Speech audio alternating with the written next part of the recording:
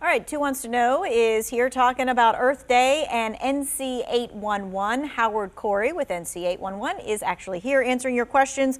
All right, so this is all about digging, and this person says, how likely are these lines to be in my backyard versus my front yard?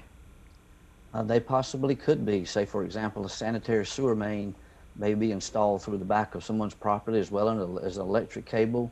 You really don't know. That's why we say call and get them located. A lot of these were installed before someone may have moved in a house and you didn't see it installed. Doesn't mean it's not there. Gotcha, okay. This person says, if I do dig and hit a utility line causing an outage, am I responsible for damage? Great question. Once you see the flags and paint show up, the law gives that utility a tolerance zone on either side of that mark of 24 inches. And if you damage it within that tolerance zone of 24 inches on either side of that mark, you could be held liable for that. So that's why we say dig with care, use hand tools until you spot that utility, or you dig to the depth you're going and you don't see anything, because you don't want to get an unnecessary bill for a repair.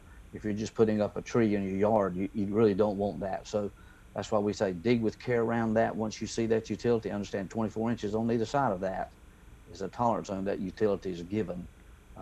That you need to be careful with it. And of course, if you never even ask them to come out and you're just doing it blind, you have no idea. You could hurt yourself. Yes, you could hurt yourself if you hit a power line or a natural gas main, and we don't want that to happen. We want everybody to be able to get their job done and get it done safely. So that's why we say please call, since it is free, and let those utilities come out and locate. So a follow-up to that, someone says, okay, when I do call, how long does it take for someone to get to my house and identify all those problem areas?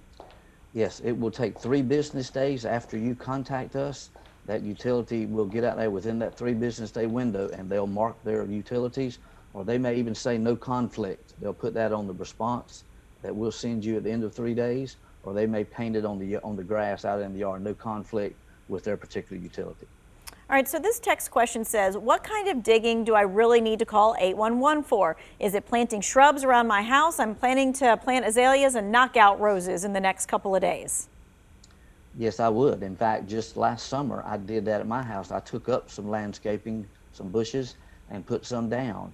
And since I'm in the business, I knew there were some utilities there, but I was sort of surprised that some I wasn't aware was in the area where I was going to take some bushes down. My natural gas service, my internet cable, that was all critical. So, by calling, I found out exactly where they were. I knew to avoid them when I was doing the work. So anytime you're doing any digging in the ground, whether it's fence, landscaping, basketball goal, anything like that, you need to call.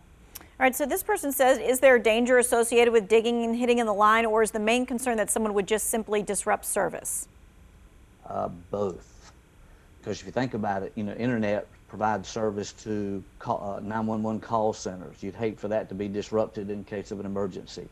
School systems may get cable service from that, and a lot of other important facilities and critical customers depend on those services. Just like what we're doing here, if someone were to damage a power line outside of your studio or an internet cable, that would disrupt the service, and you're getting that information out to your viewers. So yes, there's danger in that. Wouldn't want that to happen. So someone asked also, I have a vacant lot that I need graded level. Do I need to call 811 for that?